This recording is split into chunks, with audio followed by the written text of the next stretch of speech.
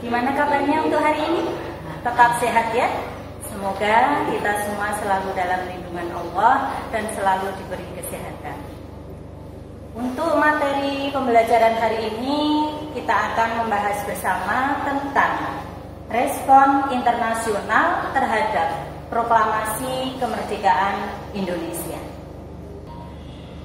Kemerdekaan yang kita raih, yang kita capai tanggal 17 Agustus ini tentunya merupakan momentum dari puncak perjuangan bangsa Indonesia.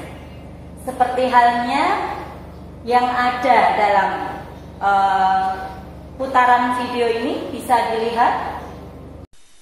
Proklamasi.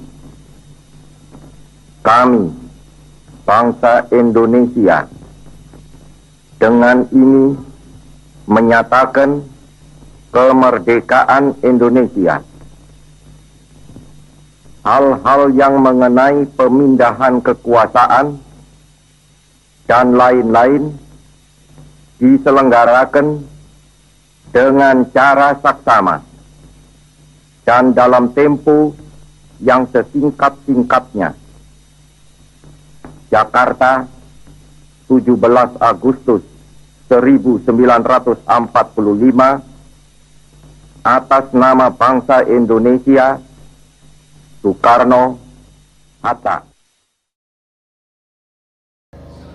Ya, setelah tayangan video tadi tentang pembacaan proklamasi kemerdekaan, tentunya kalian semua tahu bahwa proklamasi itu sangat penting sekali. Tetapi suatu bangsa dikatakan merdeka apabila proklamasi tadi, kemerdekaan tadi diakui dan diterima oleh bangsa-bangsa lain. Nah, bagaimana respon terhadap bangsa-bangsa internasional terhadap proklamasi kemerdekaan kita? Tentunya ada yang sangat simpati dengan perjuangan kita, tentunya juga masih ada yang ingin menguasai bangsa kita. Belanda pada waktu itu ingin menguasai kembali Indonesia dengan cara Belanda datang ke Indonesia membonceng pasukan sekutu yang waktu itu telah berhasil mengalahkan Jepang. Di sini Belanda berkeinginan membentuk negara persemakmuran Hindia Belanda. Apakah kita sebagai bangsa Indonesia akan menerima kedatangan Belanda begitu saja? Tentunya tidak bisa. Kita akan berjuang sampai titik darah penghabisan. Kita akan mempertahankan kemerdekaan Indonesia. Dengan cara bagaimana? Tentunya dengan perjuangan bersenjata. Maka kita mulai periode fisik perjuangan bersenjata melawan pasukan Belanda. Yang pertama, sebagai bukti, terjadi pertempuran 5 hari di Semarang.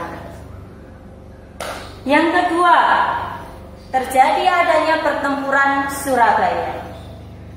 Yang ketiga, ada pertempuran Bandung Lautan Api, pertempuran Medan Area, pertempuran yang terjadi di Makassar.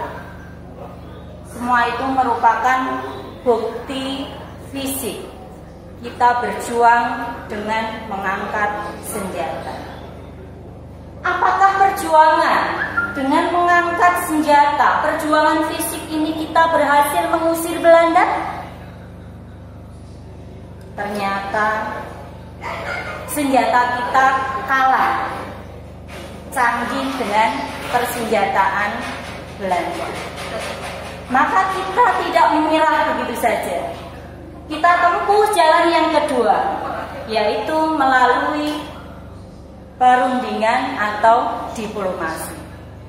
Kita berunding untuk tetap mempertahankan kemerdekaan. Perundingan pertama sebagai bukti, kita lakukan yang namanya perundingan Linggarjati. kita laksanakan lagi adanya perundingan Renville. Perundingan Renville, kita tetap di pihak yang lemah. Kita masuk lagi untuk berjuang dengan diplomasi ke perundingan Romroyen. Sampai akhirnya pada perundingan konferensi meja bundar. Ini bukti kalau kita mempertahankan kemerdekaan dengan berbagai strategi.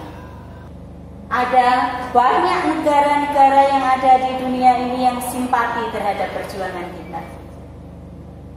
Seperti halnya kita ambil diplomasi dengan negara Mesir yang memberikan dukungan kemerdekaan untuk bangsa kita. Kemudian negara India yang memberikan dukungan kemerdekaan bagi bangsa kita. Tidak kalah pentingnya, bangsa Australia pun juga memberikan dukungan.